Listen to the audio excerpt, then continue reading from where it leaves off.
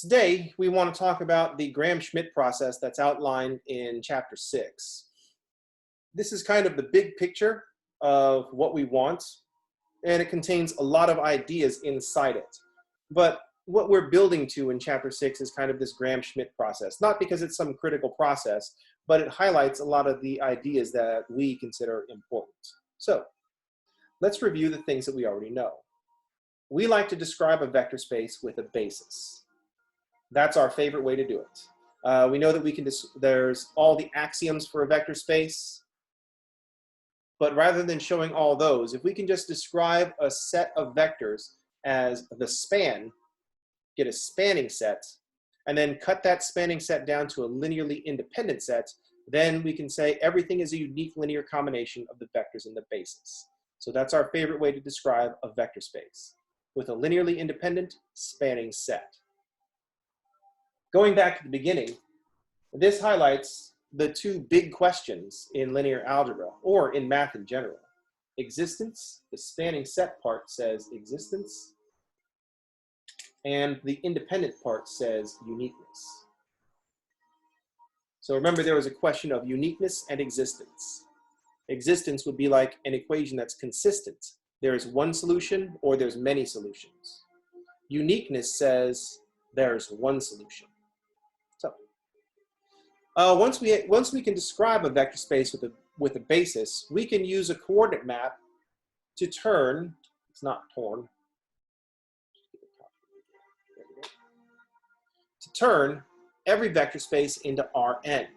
And so an example of what I mean. So the standard basis for P2 is 1t and t squared.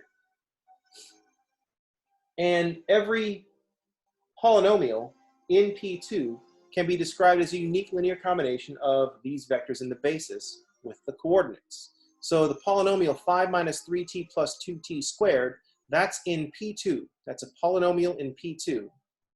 And it has coordinates relative to the standard basis of 5, negative 3, 2. This coordinate vector is a vector in R3.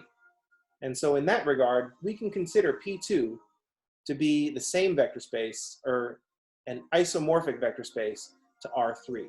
P2 looks just like R3. It's just a different way of separating out three numbers, three coordinates. So, with a coordinate map, we can turn every vector space into Rn. That's why it's worthwhile studying Rn for so long, even though there's so many other vector spaces. Our favorite basis is, of course, the standard basis. And one of the reasons it's our favorite, the standard basis is our favorite, is that it's so easy to write everything relative to the standard basis, because it picks one coordinate out at a time. But we don't always have that option. So the next best choice for a basis is an orthogonal basis, or even better, an orthonormal basis. Our favorite bases will be orthogonal and normal. Our favorite bases.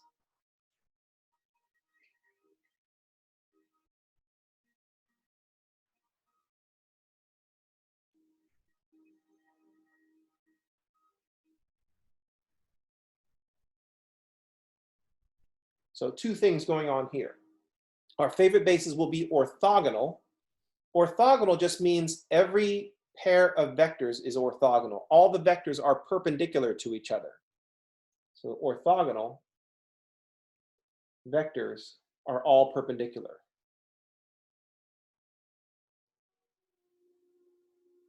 Vectors in the basis.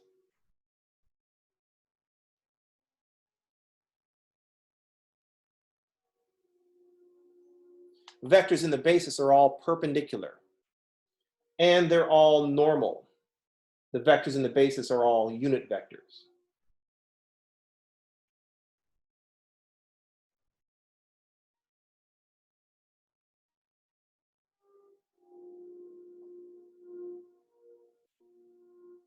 And by unit vectors, I mean they have a length of 1.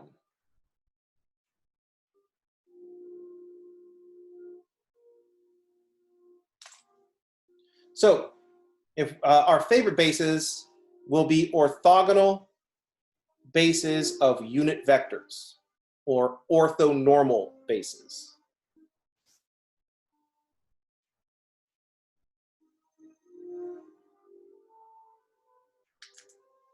So we want to be able to take a generic basis, maybe even some kind of weirdo basis, and from it produce an orthonormal basis. And that's what the Gram-Schmidt process is about. And it highlights a lot of interesting ideas. It's less about being able to do the process and more about all the ideas that are attached to the process itself. But let's pretend that it is the point, and let's say, and just point out that the Gram-Schmidt process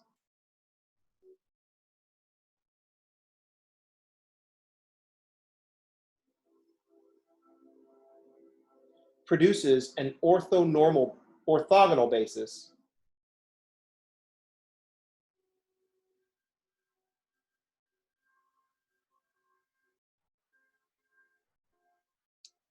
from any given basis for any non-zero subspace of Rn.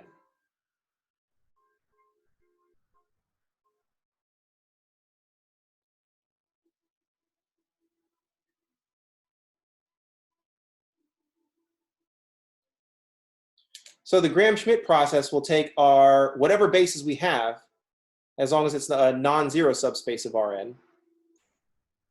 Any basis that we're given, it'll turn it into an orthogonal basis. And we can turn an orthogonal basis into an orthonormal basis by dividing by the length of each vector.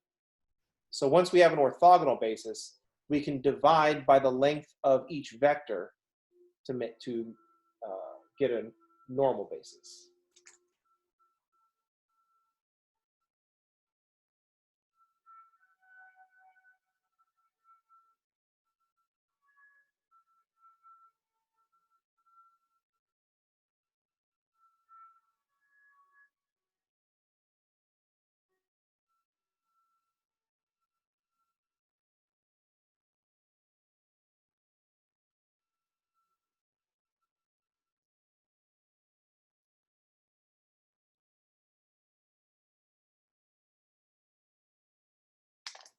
Because if we take a vector and divide by its length, that'll make its length 1.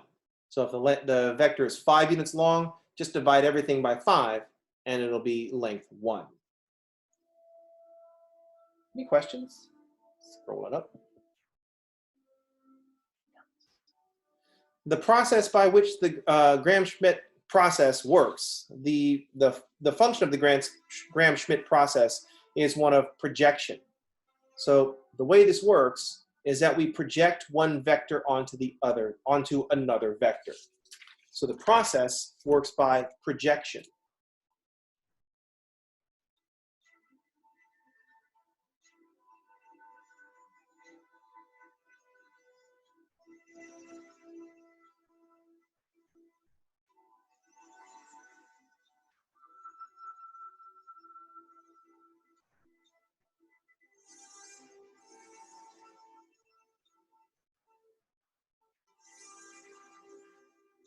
So the process works by projecting one vector onto one or more other vectors.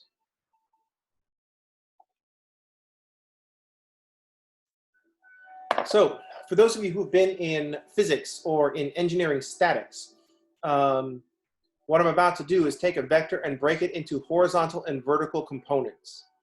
But we're going to generalize what we mean when we talk about horizontal. So horizontal does not necessarily mean horizontal. We can define our own horizontal. That's really what we're doing. We're going to define our own horizontal. So let us look at what we mean by projection and how this is going to work.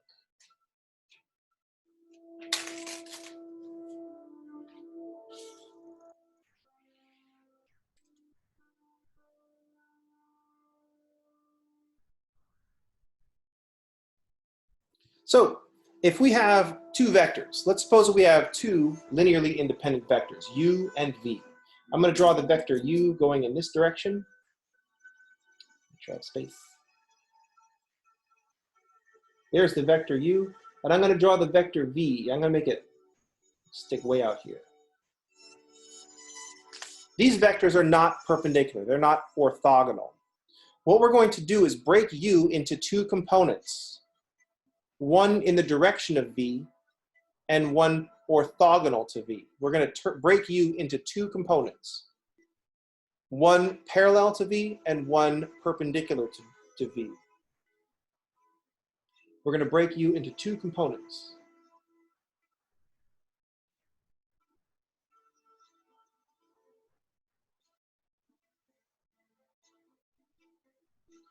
One perpendicular to v, or one parallel to v, and one perpendicular to v.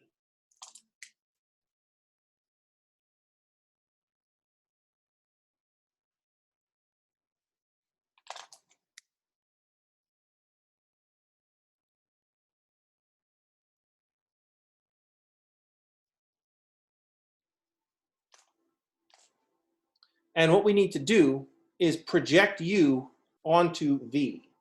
So we're going to drop u down and say this vector in the direction of v that ends just directly under u, that's going to be the projection of u onto v.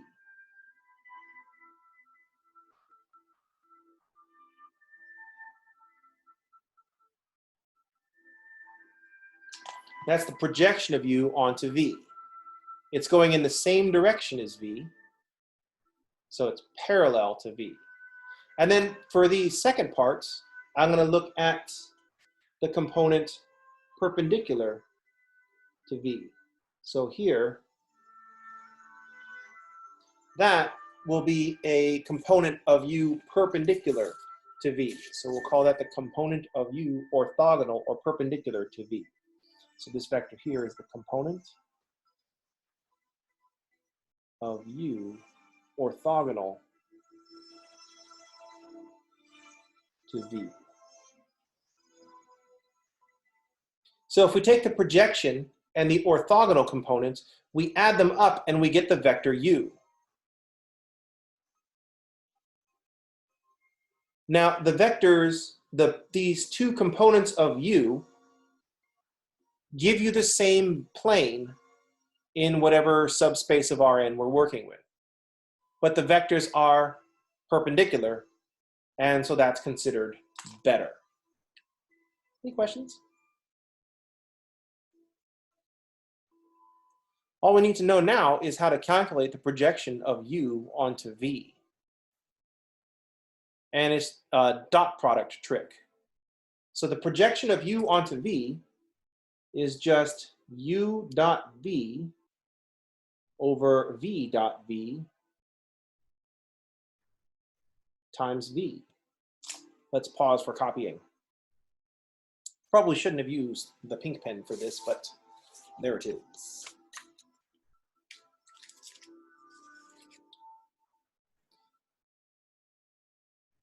So let's stop and take a look at this. Remember that the dot product is going to be a scalar. So all we're doing here is taking the vector v and scaling it down so that it is the correct length. We're just scaling v down to a smaller length. Or if v was short, scaling v up. So the v is where we get all the direction. U dot v over v dot v is just a scalar, and it is scaling v down to the correct length. So v is where all the direction information comes from.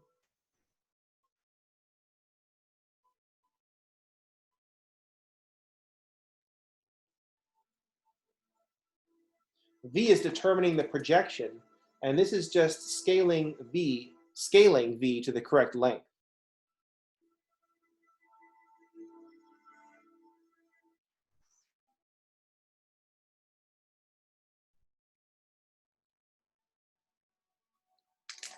That's just scaling v to the right length. Because one of the components of u is going in the direction of v, I just want to make sure that it's the right length. So I want to make sure that it's going to be one piece of u. The components of u orthogonal to v, we can just take u and subtract the projection of u onto v. So the component of u orthogonal to v will be equal to u minus this projection.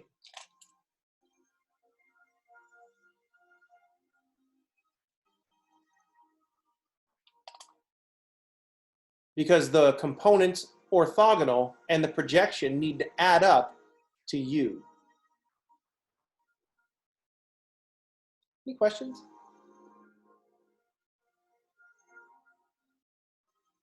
It's one of the things that makes math more interesting, because it's got all these formulas, and we start writing down formulas because we think we have to memorize formulas. But if we do the formulas properly, if we understand what the point of the formulas is, then we don't need to memorize formulas.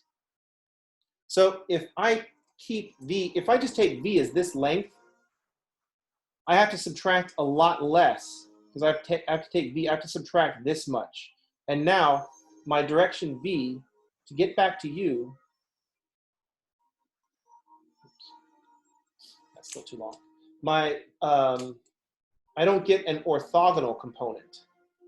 So if I think of the vector v and the vector u, I've got these two vectors. I don't have an adjustable length thing. But if I just go v, then to get to u, I've got to have this vector going back this way, pencil. So v, and then here is the other piece that adds up to u. And now v and this vector are not orthogonal. If I shorten v to this length, then to get to u, I have to go in this direction. But once again, v and this vector are not orthogonal. But once I get v down to this point, then to get to the end of u, I just have to go straight up, and I can go orthogonal, because that's what we're looking for. So that's why I need to shorten v so that it ends up right underneath u, so that the other component will be perpendicular. Right, we want to get the right length for a perpendicular component. I should have some fancy animation where I just take v and then I move it up and down. But we have to play this theater of the mind style. It's tricky. I should have that kind of, I should have that animation so that we don't focus on things like formulas. Because a lot of you are going to think about formulas. Like a lot of my algebra students are they want to write down the slope formula. And they claim that they understand slope, they just can't remember the formula. And my argument is, if you need the formula for slope, you don't understand what the slope represents. So you can't have the formula because you don't know what you're talking about. Formulas are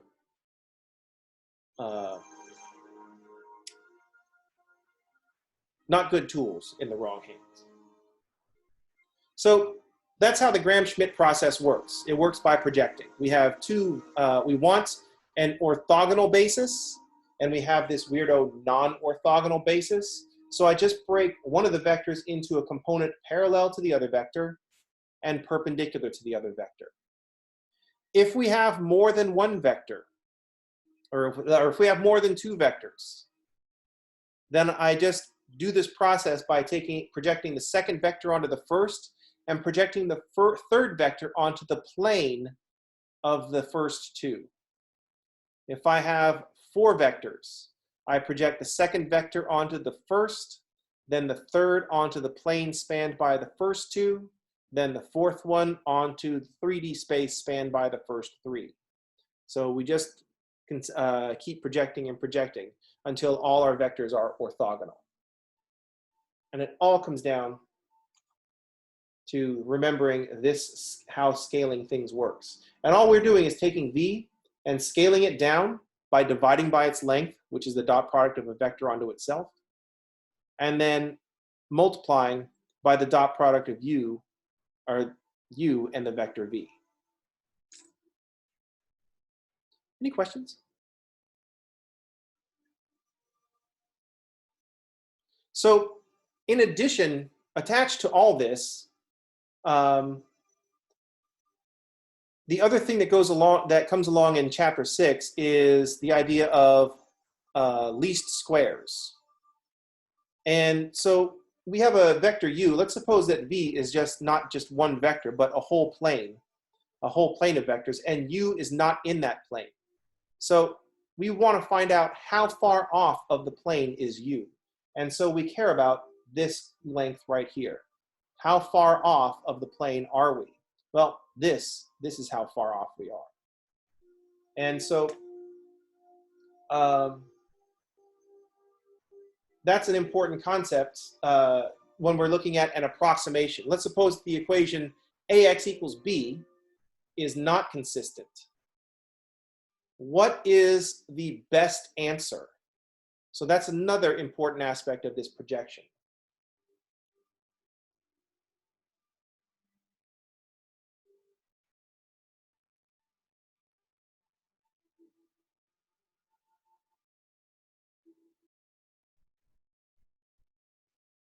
So here's another important aspect of projection. Let's suppose that we have ax equal b and it's not consistent. Suppose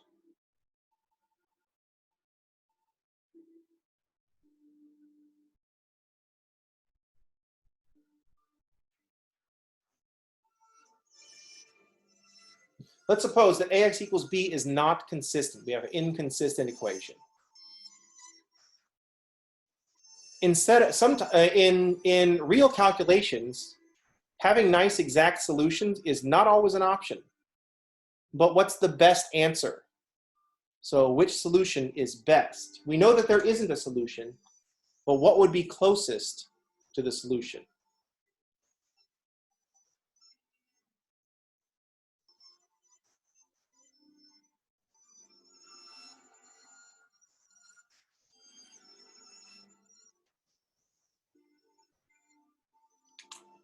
So if we have an equation that's inconsistent, we know we don't have a solution, but what is the best approximate solution?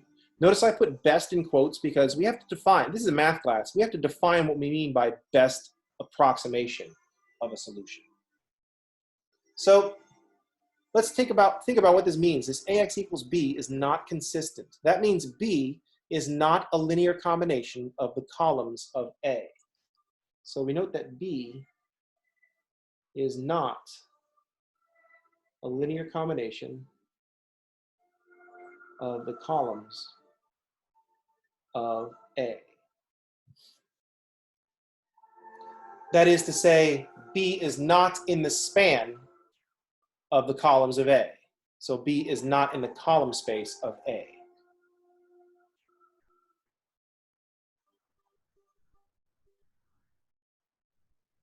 B is not in the column space of A. So if we imagine the column space of A as some subspace, B is not in that subspace. Suppose down here, we've got the column space of A.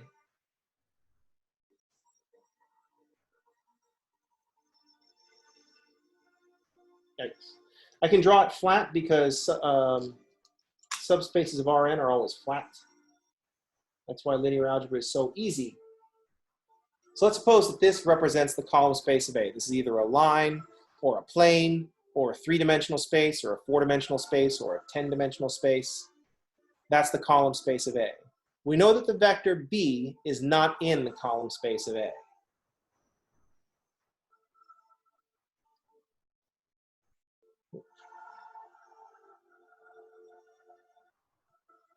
B is not in the column space of A. So which vector in the column space of A is best?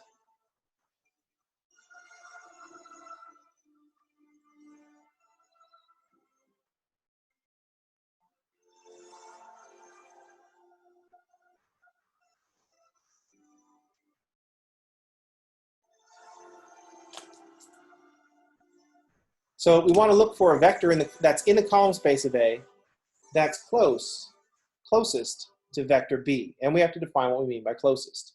Usually we use a least squares definition.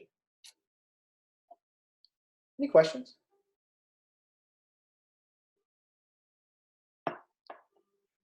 So This is typically this is an overview. We didn't do an example, mostly because the example just gets into a bunch of fiddly bits.